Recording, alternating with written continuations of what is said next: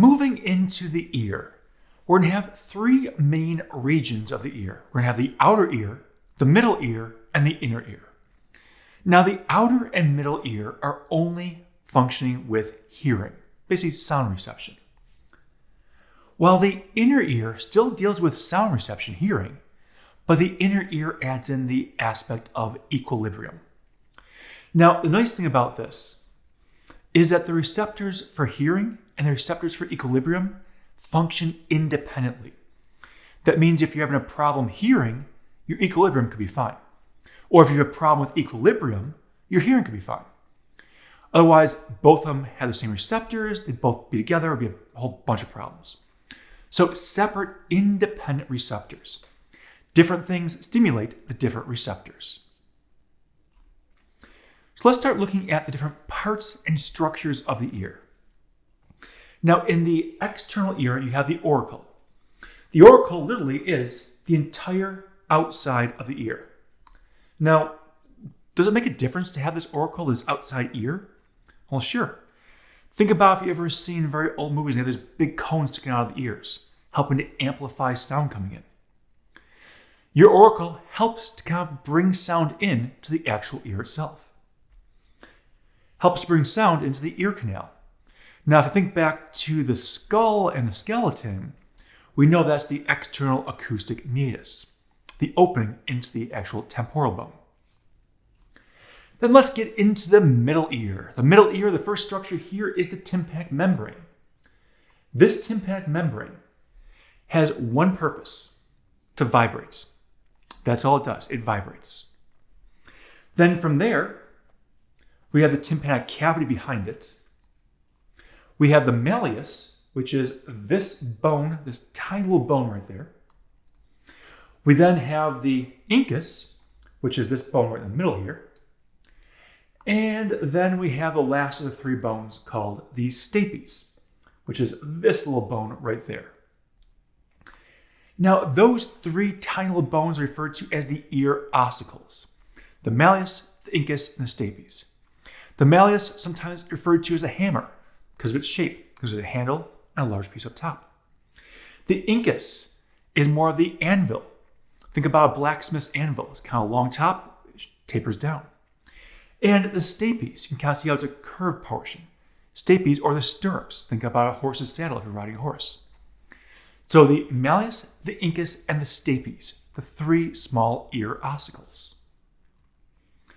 We then have the structure of the inner ear, the vestibule. We then have the round window down there and the cochlea. We'll get into those more in a second. The eustachian tube, also known as the auditory tube. This is helping to allow for pressure equalization between the outside environment and your ear. Maybe you've ever been driving up in the mountains or been up on a plane and you can feel your ears kind of popping. Well, that's because the pressure outside is different than the pressure of your inner ear. A lot of times yawning or talking or chewing gum will help to open up this auditory tube, allowing the pressure to equilibrate between the two. And then the vestibular nerve and the cochlear nerve. So the vestibular nerve comes off the vestibule. The cochlear nerve comes off the cochlea.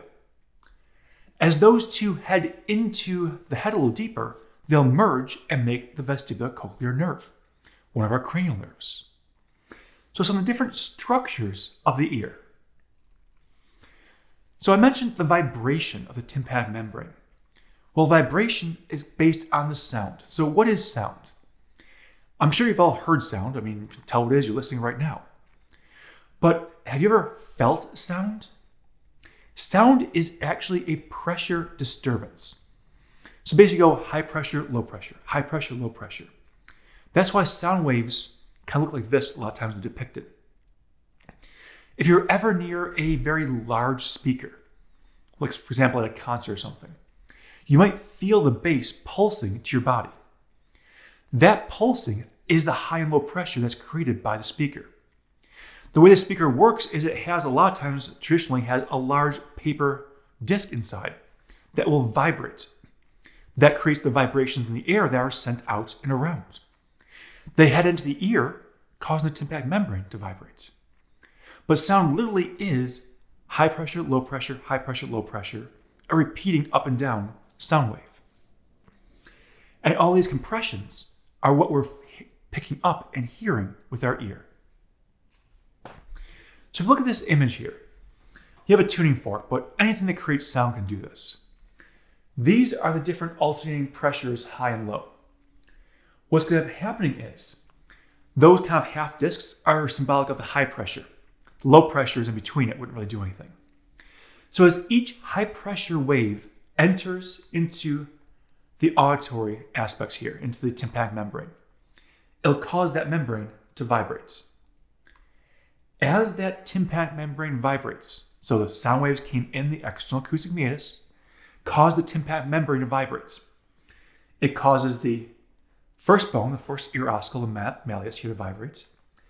Then the incus vibrates. Then the stapes vibrates.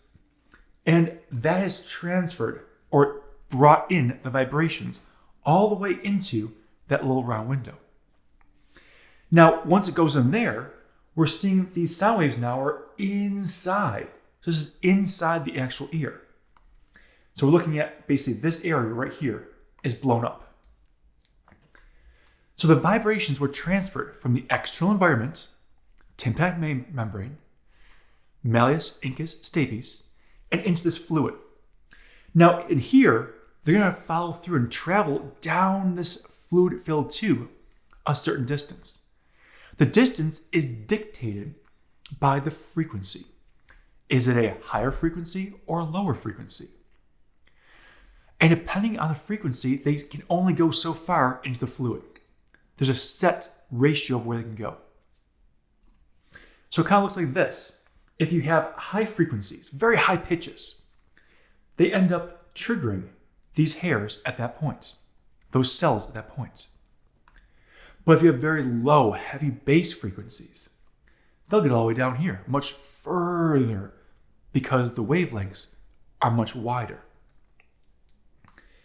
So each frequency, from high to low within the audible range, will stimulate a different set of receptors inside the ear. And that's how we're picking up the sound, is based on where they stimulate that. Now, beyond that, as far as what is actually stimulating, is it music? Is it someone talking? Is it a machine? Those are different integrations in the brain. The ear simply brings in high-low frequency, how loud is it, the basic structure here. Here, we're just talking about the frequency, knowing is it a high pitch or is it a low pitch. It depends on how far it travels down this fluid-filled tube. So a little bit about the ear and some frequencies of how we're receiving these sound waves, these high and low disturbances of the air.